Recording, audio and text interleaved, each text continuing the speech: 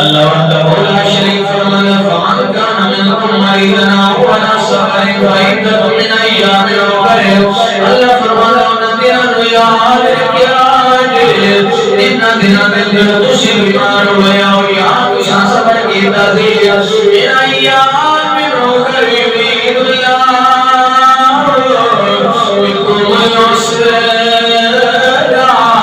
ولا يريد بكم العسر اللہ فرماتا ہے کہ میں تیرے تے آسانیاں چاہتا ہوں تے سختی نہیں کرنا چاہتا تے پریشانی نہیں ڈالنا چاہتا تے آس کی آسانیاں پیدا کرنا چاہتا لعلکم تشکرون